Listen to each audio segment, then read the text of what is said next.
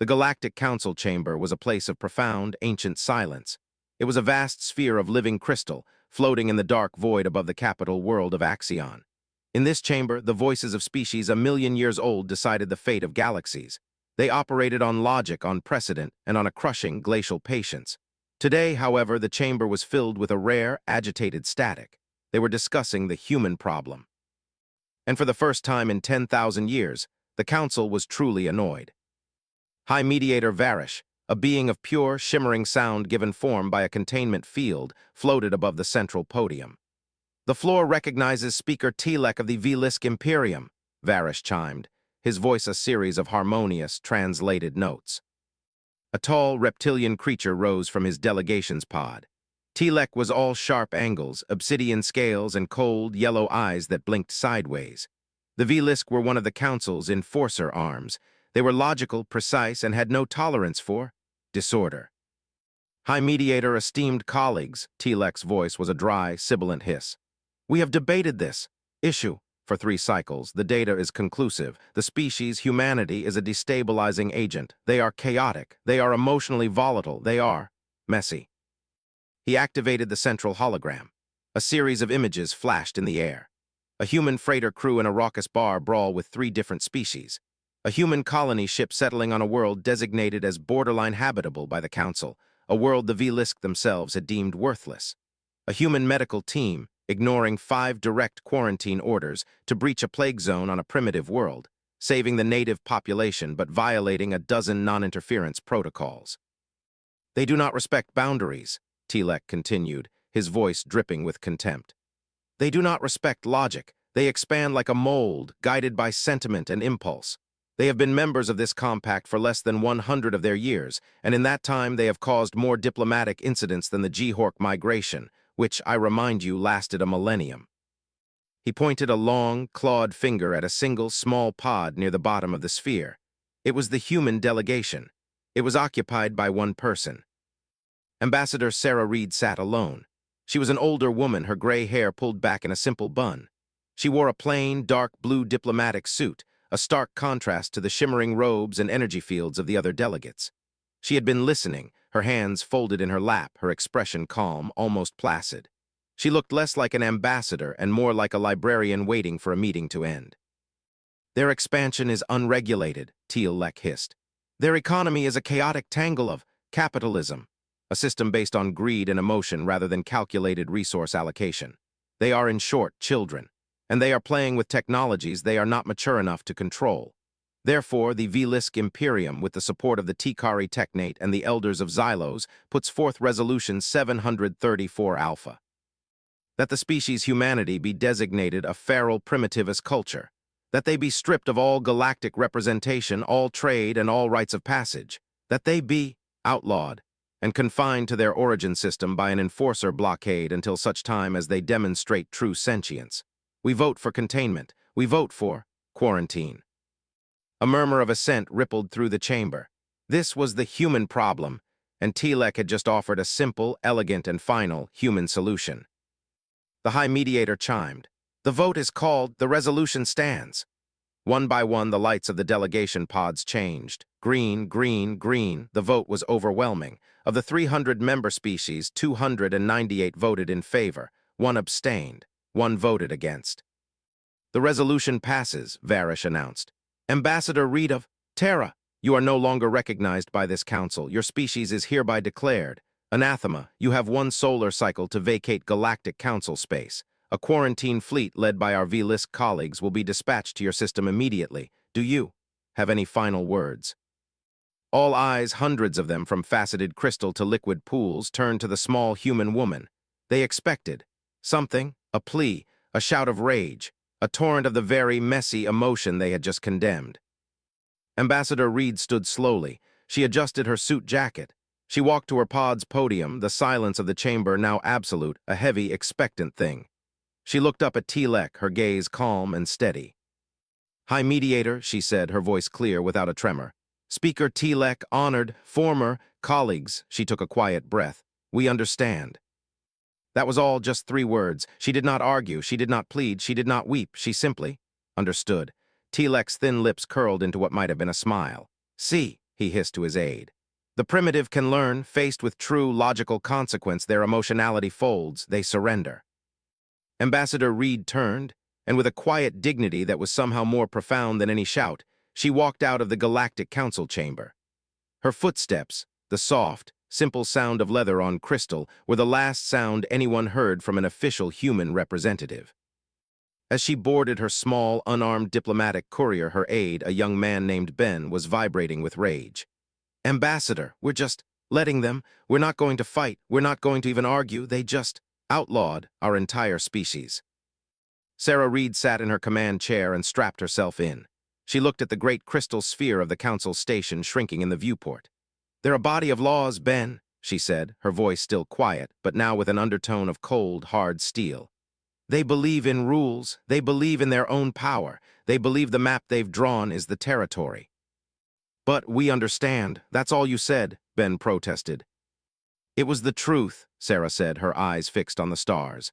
"I understood exactly what they did. They just declared war, and they're so arrogant they don't even realize it. So, what now? We go back to Earth. We prepare for a siege."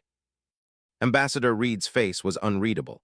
"The Velisk will set up a blockade, a nice, neat, logical line of ships. They will sit there, pleased with their containment. They think we need their trade. They think we need their approval." She tapped a control. A secure channel opened. A single encrypted icon. "Admiral," she said, "this is Reed. The vote is passed. Resolution 734 Alpha. We are anathema." A gravelly voice replied after a moment. "Acknowledged, Ambassador, is it?" "Yes," she said. "The Black Flag Protocol is active. All fleets, all assets. We are outlaws." "God help them," the Admiral's voice said, and the channel cut. Ben looked at her, confused. "Black Flag Protocol? Ma'am, what does that mean?" Sarah Reed finally allowed a small, grim smile to touch her lips. "It means, Mr. Kensey, that the Council just made a terrible, terrible mistake. They just kicked the brawlers out of the bar and left the doors unlocked. They think they put us in a cage. They have no idea. They just locked themselves in here with us." The small diplomatic ship angled its nose not towards the Sol system, but towards the deep, unmapped territory of the Attican Traverse. "Ma'am," Ben said, alarmed, "Earth is that way." "Earth is a fortress, Ben. It will be fine," Sarah said. "Our new job is out here. The Velisk outlawed us. They said we are no longer part of their civilized, logical world. We are feral. I believe it's time we lived up to the title they gave us." Back on Axion, Telek watched the human ship's energy signature vanish. It did not jump towards its home system. It jumped away into the dark. "A futile, emotional gesture," he hissed. "Fleeing into the void, it matters not. Send word to Admiral Kathak. The iron quarantine is to be established. The human problem is contained." For the first 6 months, the Velisk were smug. The iron quarantine, as Telek had dubbed it, was a masterpiece of logical deployment. A fleet of 50 Velisk cruisers, led by the formidable Admiral Kathak, established a perfect, mathematically precise blockade around the Sol system. No ship went in. No ship came out. They sat in the dark, their sensors active, their energy lances powered, waiting. And nothing happened. Long-range sensors detected no fleet buildups within the Sol system. There were no desperate breakout attempts. There were no pleas for mercy. The humans, it seemed, had simply stopped. Their system-wide communications, which had once been a chaotic babble of entertainment, bickering, and commerce, went dark. Not silent, but encrypted. A wall of unreadable static. Admiral Kathak, a creature of the same cold, reptilian stock as Telek, found the silence unsatisfying. He had been trained for war, for glorious, precise energy duels between honorable fleets. He had not been trained to sit. "Status report," he hissed at his sensor officer for the 10th time that cycle. "No change, Admiral," the officer replied, his own scales itching with boredom. "The primitives remain silent. Our psychological projections estimate their society is in Stage 4 societal collapse. Their fragile interdependent economy, cut off from galactic trade, has likely imploded. We are detecting fluctuations. In their planetary power grids, they are probably rioting." "As predicted," Kathak said, settling back into his command throne. "The emotional mammals cannot handle hardship. They will turn on each other. It is logical." But while Kathak watched the front door, the Velisk Imperium, and by extension the Galactic Council, was beginning to experience problems. It started small. So small it wasn't even a statistic. A Velisk automated freight hauler carrying refined ores from a mining colony in the Zephyr system was 2 hours late to its rendezvous. It was logged as a minor drive malfunction. Then, a week later, a Tikari listening post in the neutral territories went dark. Its power signature just Vanished, a V-Lisk scout ship was sent to investigate. The scout ship also vanished. This was irregular. Telek, back on the gleaming capital of Axion, received the report. Irrelevant, he declared. The neutral territories are full of complications, pirates, gravitational anomalies. It has nothing to do with the human containment. But the complications grew. A major V-Lisk supply depot, Station 73 on the vital Hydrus trade route, stopped transmitting its nightly report. This was not a minor issue. Station 73 supplied fuel and parts to nearly a quarter of the V-Lisk merchant fleet. Telek was forced to act. He dispatched a V-Lisk light cruiser, the Swift Talon, to investigate.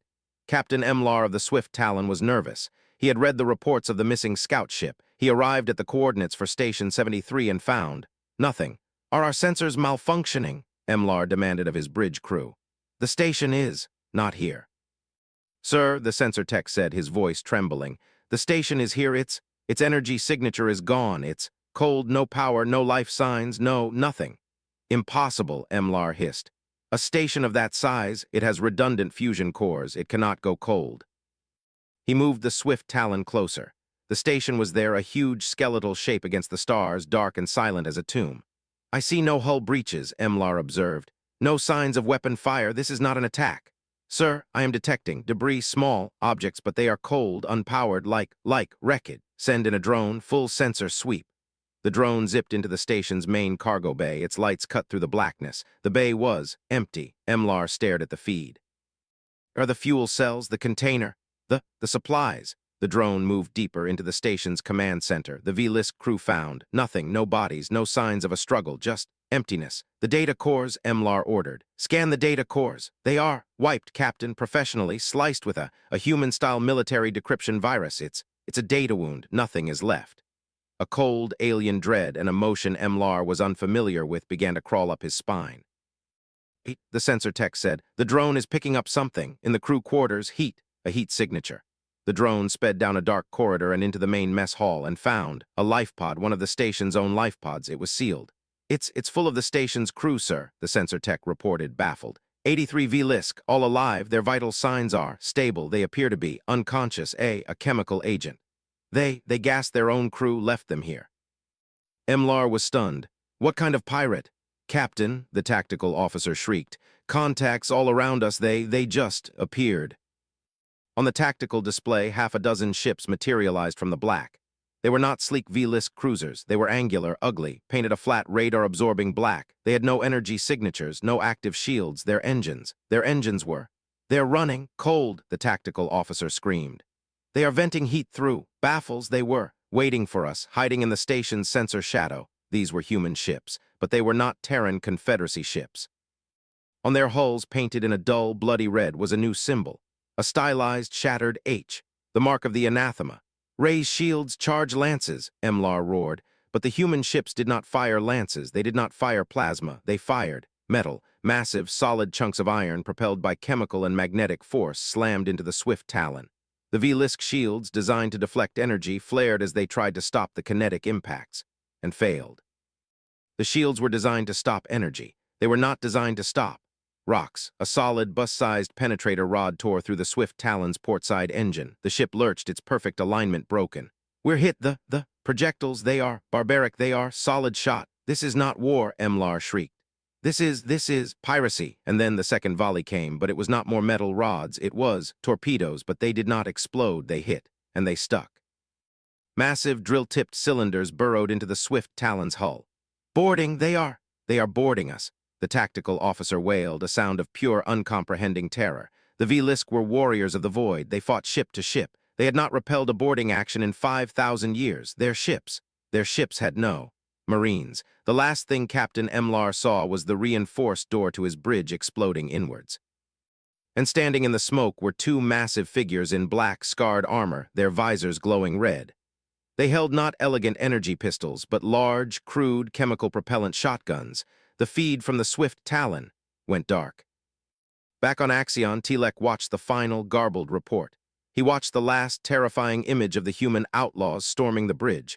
His cold, logical mind was finally afraid. The blockade, the iron quarantine, was a joke. The humans weren't roti in the cage. They had been outside the entire time. The human ambassador's ship, it had not fled. It had been a command ship.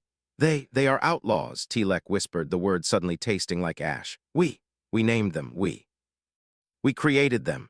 The humans had not resisted the resolution. They had accepted it. They had accepted the title of anathema.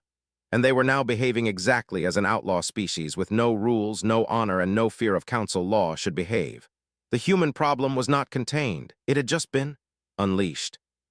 The loss of the swift Talon sent a shockwave of cold, logical panic through the Vlisk Imperium. The council, which had been content to let the Vlisk handle the human problem, was suddenly deluged with frantic, high-priority reports. It was not just one cruiser. In the span of a single month, the Vlisk had lost 14 merchant haulers, 3 light cruisers, and an entire automated fueling depot. The swift Talon was simply the first one they had proof of. This was not a war, it was an infestation. The humans were not fighting a fleet action. They were not meeting the Vlisk in honorable combat. They were stealing. They were hitting soft targets, supply lines, and isolated patrols. They were taking Vlisk fuel, Vlisk supplies, Vlisk ships, and then vanishing back into the dark. Their ships ran cold. They used kinetic weapons, primitive, yes, but brutally effective against shields designed for energy. And their monstrous primary tactic, was boarding. The Vlisk were a species of thinkers, of logicians, of void engineers. Their ground troops were a small, ceremonial force. Their crews were technicians. They were not brawlers. The humans, it turned out, were very good brawlers. Reports from the few survivors were terrifying. The humans wore heavy, sealed armor. They moved with a speed and strength in close quarters that the slender Vlisk could not comprehend. They used shotguns. Crude, chemical propellant weapons that fired clouds of metal pellets, weapons that were useless in space but horrifyingly effective in the narrow corridors of a starship. They did not take captives. They took ships. Admiral Kathak, still sitting in his perfect blockade around the Sol system, was now furious. He was the commander of the largest Vlisk fleet in the sector, and he was irrelevant. The war was not here. He was guarding an empty house while the primitives were dismantling the entire rest of the Vlisk logistics chain.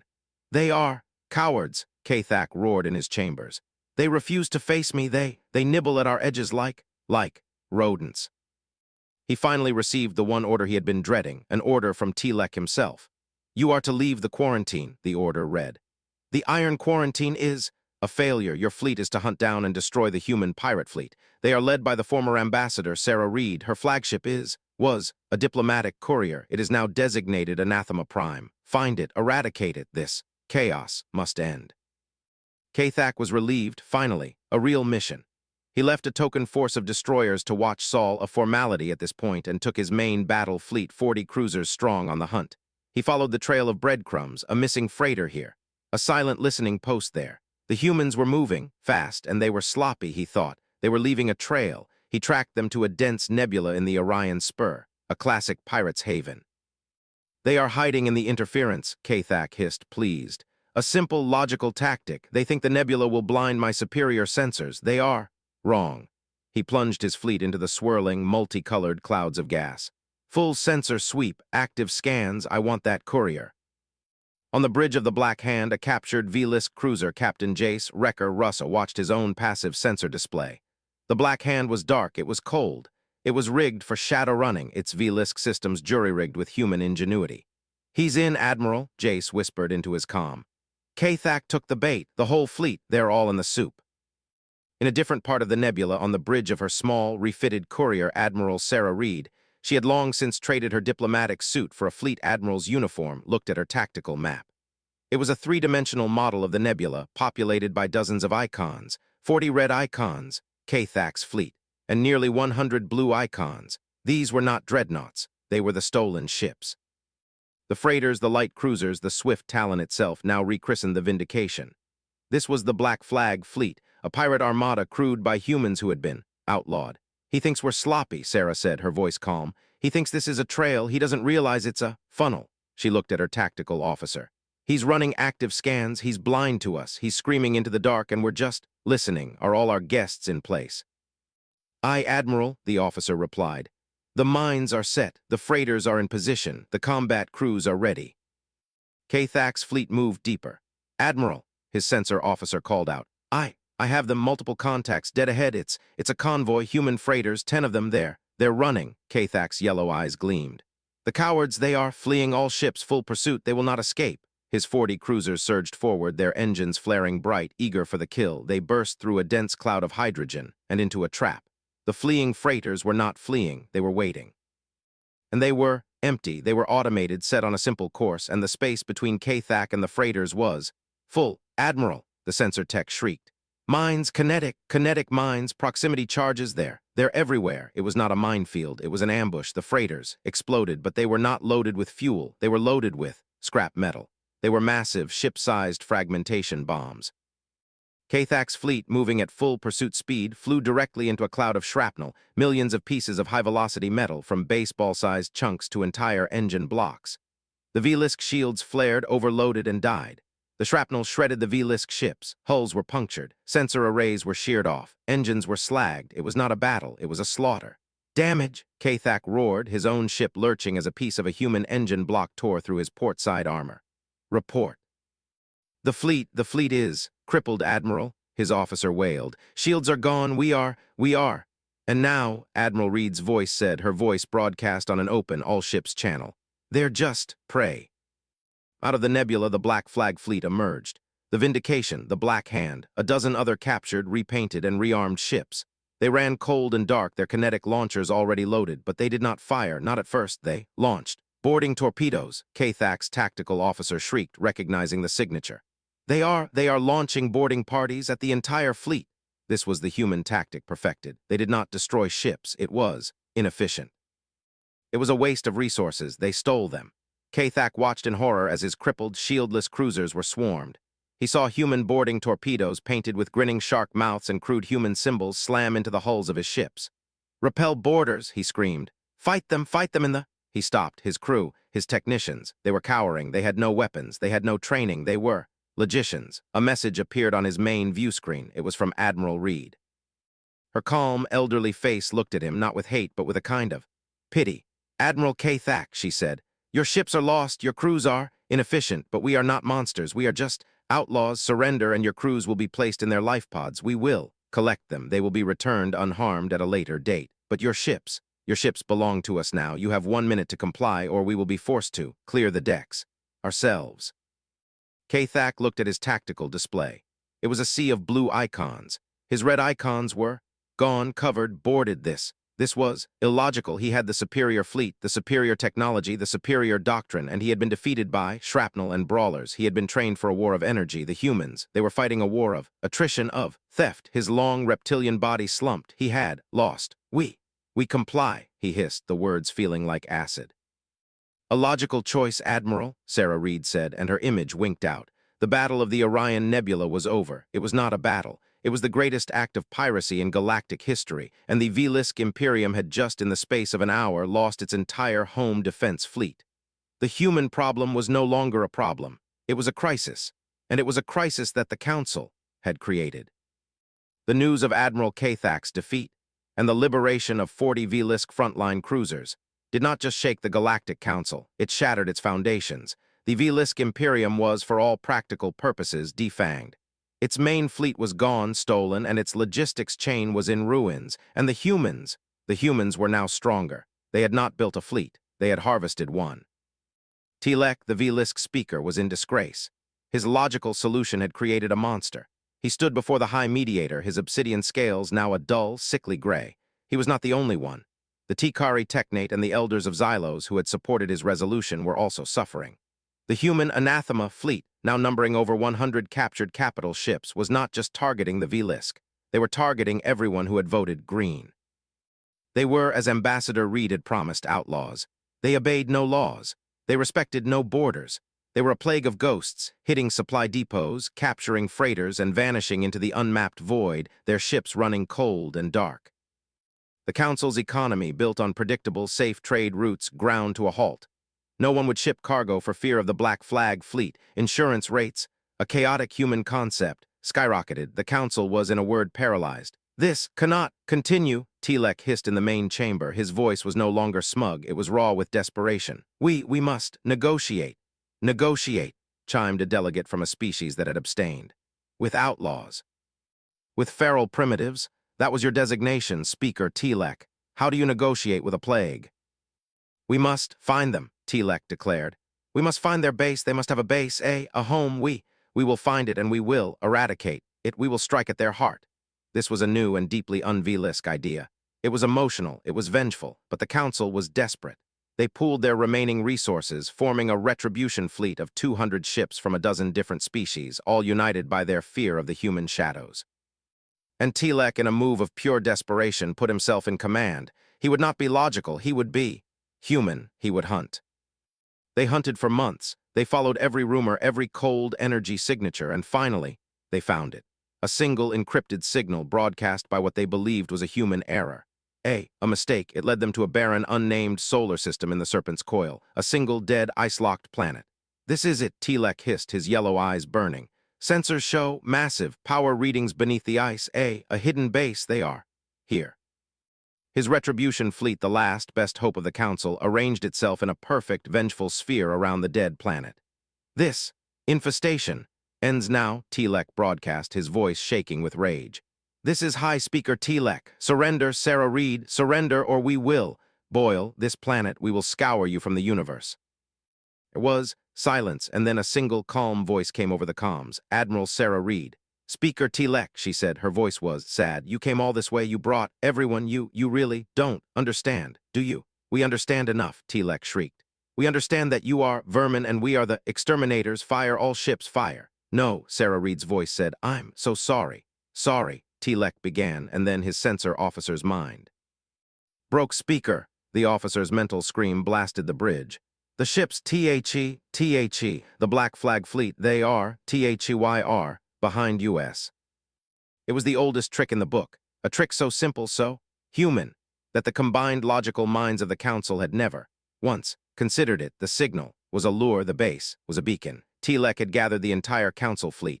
In one neat, tidy kill box from out of jump space from behind the Retribution fleet, the Black Flag Armada arrived. It was not 100 ships, it was 300, the captured V-Lisk cruisers, the stolen Tikari destroyers, the refitted, weaponized freighters, and at their head, a ship the V-Lisk had not seen since the quarantine began, a ship that had been inside the Sol system. The TCS Vanguard II, a massive, blocky, ugly human dreadnought. The blockade had not been to keep the humans in, it had been to keep the Council out while the humans built. Tilek, Admiral Reed's voice came again, this time from the dreadnought's comm. You just gathered all your eggs in one basket. You were so busy hunting the outlaws, you forgot about the nation you declared war on. This was the twist, the Black Flag Fleet. The pirates had just been a distraction, a way to gather resources, a way to buy time. This is impossible, Tilek stammered. The quarantine, your economy. Our economy, Reed's voice was cold. You taught us we don't need an economy, we just needed yours. You funded our war effort, Tilek. Every ship you lost was a donation. The human fleet, the real fleet, opened fire, but this time it was not kinetic rods and boarding parties. It was plasma, it was lances, it was V-Lisk technology, stolen, reverse-engineered, and perfected. The Retribution fleet, caught completely by surprise, their weapons all pointed at the wrong target, was decimated. They were trapped between the human fleet and the bait planet. They had nowhere to run. Tilek watched, his mind shattered as his fleet was torn apart piece by logical piece. This was not a battle, it was an execution. The human ships moved with a terrifying, practiced brutality. They did not board, they did not steal. This was not piracy, this was war. The Vanguard II moved through the wreckage, its main guns firing, spinal energy lances that the Tikari themselves had designed. The humans had not just stolen their ships, they had learned from them, they had adapted, they had evolved. In the span of a year, the emotional primitives had become the single greatest military power in the galaxy, using the Council's own ships. Tilek's ship was hit, the bridge was gone. As the void rushed in, Tilek's last horrified thought was of Sarah Reed's first quiet words. We understand, and he, finally, did. They had understood that the Council had outlawed itself. It had signed its own death warrant, and it was already over. The battle, if it could be called that, was over in less than an hour. The Retribution fleet, the last desperate hope of the Galactic Council, was gone, annihilated. The few ships that survived were crippled, their FTL drives shattered, floating helplessly in the dark. This time the humans did not send boarding parties. They did not send rescue shuttles. The Black Flag Fleet, the pirates, had vanished. In its place was the cold, professional, and utterly ruthless Terran Confederacy Navy. Admiral Sarah Reed's face appeared on the main screen of every surviving, dying ship. Her calm, grandmotherly features were now a mask of cold, hard judgment. "This war that you declared is over," she announced, her voice echoing in the ruined bridges of a dozen different species. "Your fleet is broken, your trade is dead, your council is an empty word." A single V-Lisk shuttle carrying a low-level, terrified diplomatic aide was allowed to approach the TCS Vanguard II. The aide, a young V-Lisk named HFY, was trembling so hard his scales rattled. He was brought to the bridge of the human dreadnought. It was not what he expected. It was not a chaotic, emotional place. It was quiet. It was focused. It was professional. The human crew moved with a silent, grim efficiency that was more logical than any V-Lisk bridge he had ever seen. And in the center, Admiral Reed stood by her command chair, sipping tea from a small ceramic cup. "Admiral," HFY stammered, bowing low, Speaker Telek is gone. The council wishes it sues for peace." Reed took a slow, quiet sip. She looked at the young V-Lisk. "The council is dissolved, son. It dissolved itself the moment it passed Resolution 734 Alpha. It proved it was incapable of governing. It proved it was feral." She used their own word, and it cut HFY to the core. "But what now?" he whispered. "Will you eradicate us as we tried?" Reed looked out the viewport at the wreckage. "We're not HFY, we're not monsters, we're builders, but we are also survivors, and we will never, ever be put in a cage again." She turned. Your species, all of you, you're not our enemies, you were our teachers, you taught us that we cannot trust the galaxy, that we have to be stronger, that we have to be smarter, and we are." She set her cup down. "Here are our terms," she said. It was not a negotiation, it was a statement. 1. The Galactic Council is permanently disbanded. It is outlawed. 2. All species that voted yes on Resolution 734 Alpha will cede half of their fleet yards and production facilities to the Terran Confederacy as reparations for the fleet you donated to us. 3. Humanity is not a member of any galactic body. We are a sovereign authority. Our space is our own. Our rules are our own. You will not enter our space without permission." She paused. "And 4. We will oversee galactic trade. The outlaws you created, they are very good at managing logistics. We will ensure the peace, a human peace." HFY's mind reeled. This was conquest, but it was not. They were not taking their worlds. They were not enslaving their people. They were just in charge. You outlawed the council," he whispered, finally understanding. "As you taught us," Reed said softly. "The law is just a word. Power is real, and now we have the power. You can go now. Tell your people, tell all of them the human problem is solved." HFY was returned to his shuttle. He fled. The news spread. The council was gone. Humanity had won. They had taken the galaxy without conquering a single planet. They had stolen their fleets. They had broken their economy, and now they were fixing it their way. V-Lisk, the Tikari, all of them. They understood finally it had never been a war of ships or logic. It had been a war of will, and the emotional, chaotic, messy humans had a will of iron. They had understood instantly what the council's vote meant. It meant war, and from that very moment it was already over. The galaxy had changed. Humanity had remade it in their own image, not logical, not precise, but strong and free.